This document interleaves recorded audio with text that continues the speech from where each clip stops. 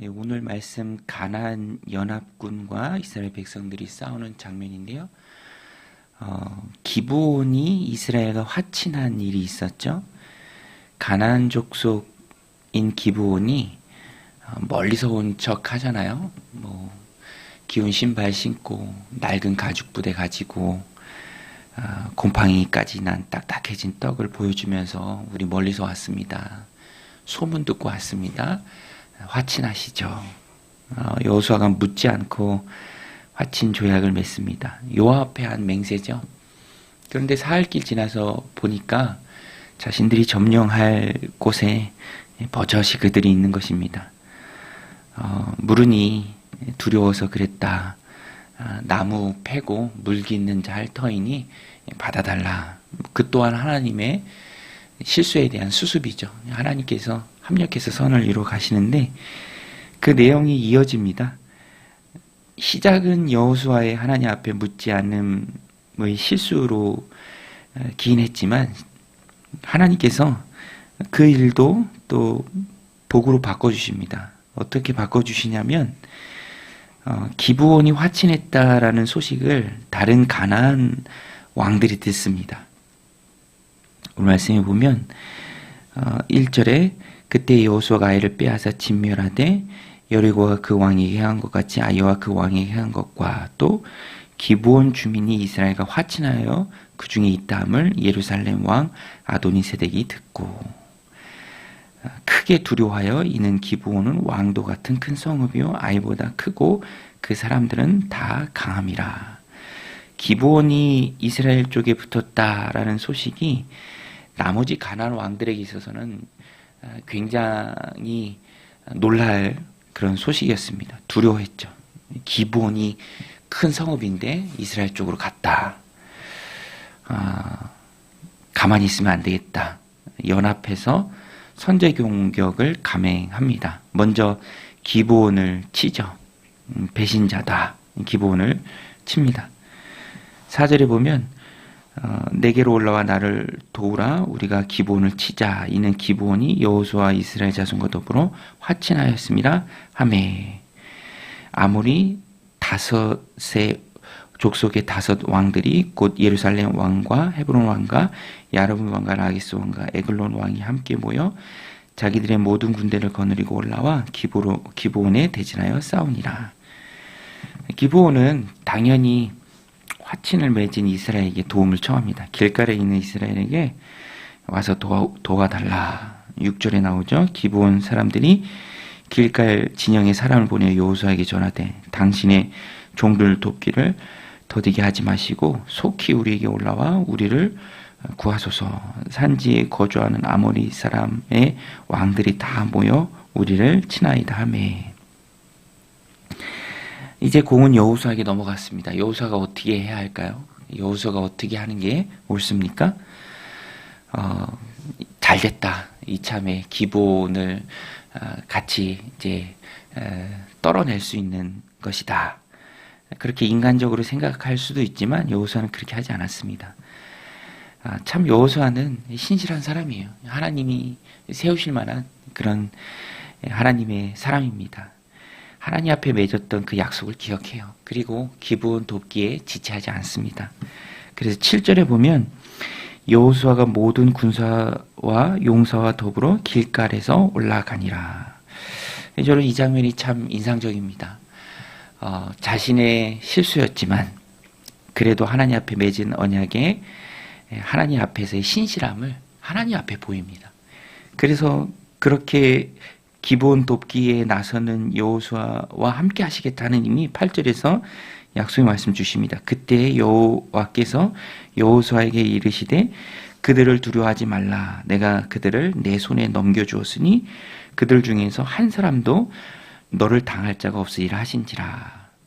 여러분, 전쟁에서 이기게 하시는 분은 하나님이신 줄로 믿습니다. 그래서 오늘 본문에 보면 하나님이 넘기셨다. 하나님이 이기게 하셨다. 하나님이 우박을 내리셔서 전쟁을 끝내셨다. 하나님이 패하게 하셨다. 10절에 나오죠. 여호와께서 그들을 이스라엘 앞에서 패하게 하심으로 여호수아가 그들을 기브온에서 크게 사륙하고 베드론에 올라가는 비탈길에서 추격하여 아세가 막게다까지 이르니라. 또 우박을 주시고 칼에 맞아 죽은 자보다 우박 후에 죽은 자가 더 많게 하셨습니다. 또 이 가운데 여호수아가 참 담대해집니다. 그래서 하나님 앞에 기도해요. 12절에 보면 여호와께서 아모리 사람을 이스라엘 자손에게 넘겨주시던 날에 여호수아가 여호와께 아뢰어 이스라엘 목전에서 이르되 태양아 너는 기브온 위에 머무르라. 달아 너도 아엘란 골짜기에서 그리할지어다 하매 넘겨주심에 담대한 마음을 갖고 온 이스라엘이 전장에서 지켜보는 가운데 하나님 앞에 담대하게 기도합니다. 이기고 있으니까 그 시간이 더 길어지도록 태양을 멈춰 세우고요. 또 달도 멈춰 세웁니다. 그래서 14절에 보면 여호와께서 사람의 목소리를 들으신 이 같은 날이 전에도 없었고 후에도 없었나니 이는 여호와께서 이스라엘을 위하여 싸우셨음이니라. 여호수아가 온 이스라엘 진영과 더불어 길갈 진영으로 돌아왔더라. 이기고 돌아왔습니다. 전무후무하게 하나님께서 사람의 목소리를 들으셨다. 기도에 응답하신 것을 말합니다. 그런데 그 뿌리를 쫓아가 보면 하나님 앞에 여호수아가 신실하게 그 약속을 지켰다라는 것입니다.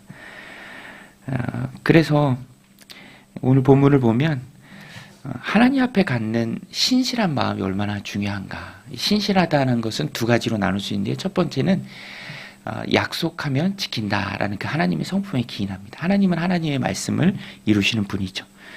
그래서 오늘 우리도 그 하나님의 신실하심에 참여하는 하나님의 백성들로서 하나님의 약속을 지키듯이 우리도 그 약속의 신실한 모습을 하나님 앞에 보여야 합니다.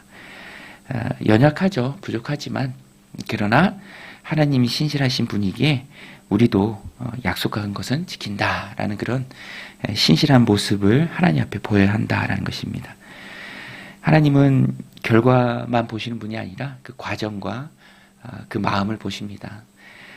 약속한 것, 하나님 앞에 약속한 것 내가 지킨다.